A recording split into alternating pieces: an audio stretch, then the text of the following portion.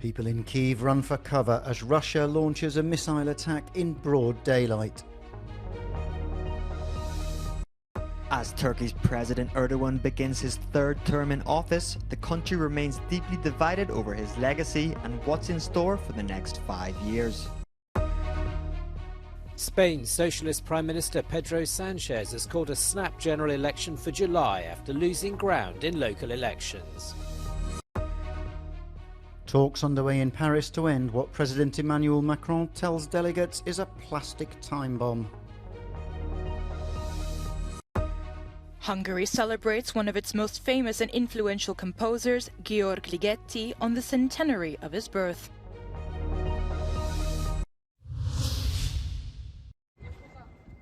People in the Ukrainian capital ran for cover on Monday as Russia shelled the city in broad daylight. Anti-aircraft sirens blared and residents took refuge where they could find it, many cramming into underground transit stations. Central Kiev was rocked by at least 10 explosions, leaving the population on edge. Evidence of the Ukrainian defense system's success in intercepting missiles could be seen, with the remnants of shot-down rockets scattered across streets. Local authorities reported one person injured as a result of the assault. Дістали з цими атаками. Не можна спокійно поспати ночі, тому що постійно щось летить, щось бахає десь на вулиці. Просинаєшся вночі та ходиш, не знаю, я ходжу в коридор, щоб не так страшно було. Moscow claims to have attacked airfields and destroyed all its targets. The mid-morning attack followed a difficult night during which the sirens sounded continually. Russia launched up to 40 missiles and 35 drones. Ukraine claims they shot down the overwhelming majority of them. As the dust settles after Sunday's election drama, people in Turkey are coming to terms with 5 more years of President Erdogan's rule. He won 52% of the vote, a slim majority over his reformist opponent Kemal Kılıçdaroğlu, but enough for those who see him as a strong and proven leader. Beklediğim gibi gelişti. Ülkemiz için hayırlı olan kişinin geldiğini düşünenlerden. Tabii ki fazlasıyla davasından dolayı memnunum. Geri kalan her şey hikaye, önce vatan. Many pre-election polls suggested that Erdogan would lose and offer the prospect of a new era for Turkey. For Kılıçdaroğlu supporters, defeat is hard to bear. Çok bir umudum yok. Yani Türkiye'den çok bir umudum yok. Yani ilk fırsatta yurt dışında bir şeyler bulursam yurt dışına gitmek istiyorum yani. Ben mühendis olacağım ve yurt dışındaki fırsatlar daha iyi. To reunite the country, as he vowed, Erdogan will have to overcome some severe challenges, including soaring inflation and rebuilding areas devastated by this year's earthquake. For the opposition alliance, having come in close this time, it's a period of reflection on what more needs to be done to convince Turkish voters. In elections for local mayors and members in a dozen of Spain's regional assemblies, the ruling Socialist Workers' Party was dealt a bitter blow. Beaten into second place by the conservative opposition Popular Party, Spain's Prime Minister called a snap general election. Y aunque las votaciones de ayer tenían un alcance municipal y autonómico, el sentido del voto traslada un mensaje que va más allá.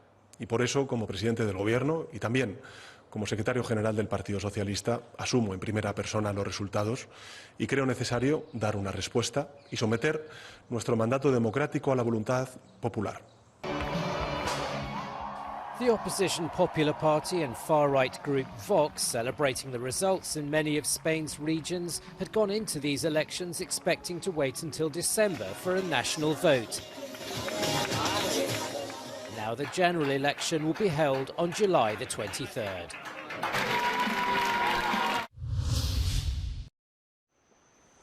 French President Emmanuel Macron warns that global plastic pollution is a time bomb. He was speaking in a video message as delegates started 5 days of talks in Paris aimed at reaching an international treaty to end plastic waste. Representatives of 175 nations with divergent ambitions met at UNESCO headquarters in Paris on Monday. The French president urged nations to put an end to today's globalised and unsustainable production model. Nous sommes interdépendants. C'est pourquoi nous avons besoin d'un traité international juridiquement contraignant. Ce traité, c'est ensemble qu'il nous faut le construire.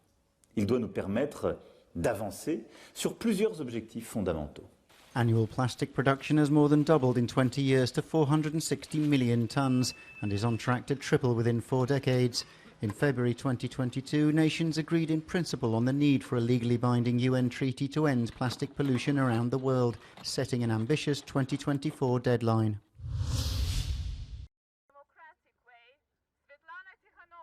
Belarusian opposition leader Svetlana Tikhanovskaya has a message for the leaders she is meeting in Bratislava.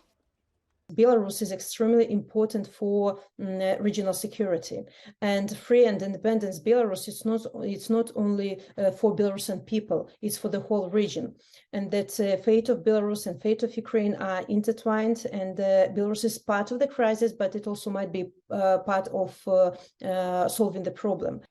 Moscow stepped in to help its neighbor in 2020 after it was hit by economic sanctions for repressing pro-democracy protests. When Russia invaded Ukraine a few years later, Belarus returned the favor. The Russian troops, they entered and trying to capture Kiev from the territory of Belarus. They have been shelling Ukrainian cities in the north of the country from Belarusian territory. They have been using Belarusian industry facilities for producing weaponry for Russia. They have been using Belarusian infrastructure, like railway infrastructure, for supply. Some reports suggest that the EU is considering easing sanctions on exports of Belarusian potash, a fertilizer that makes up a large share of the country's revenues. But Tikhanovskaya is calling for all available legal tools to be used to help restore democracy. The International Criminal Court must issue the arrest warrant on Lukashenko, same as it was done with Putin. And also the European Union must consider sanctions against Lukashenko's regime now.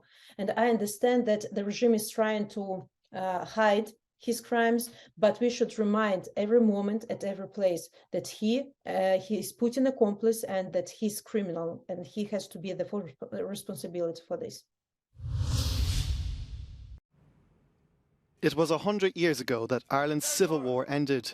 The date was celebrated with a military ceremony in Dublin attended by the Prime Minister, or Taoiseach Leo Varadkar, and the Deputy Prime Minister, or Taoiseach Micheál Martin. The Irish Civil War, fought between 1922 and 1923, followed the War of Independence. About 2,000 people died in the conflict, including Michael Collins, considered the leading figure in the Irish struggle for independence.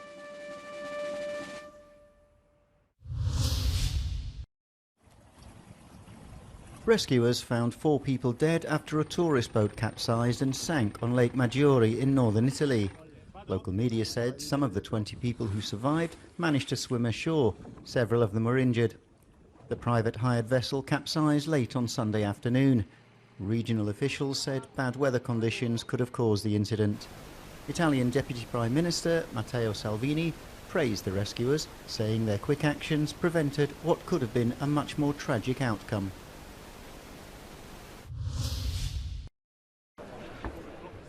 Chelsea have confirmed Maurizio Pochettino as the club's new manager.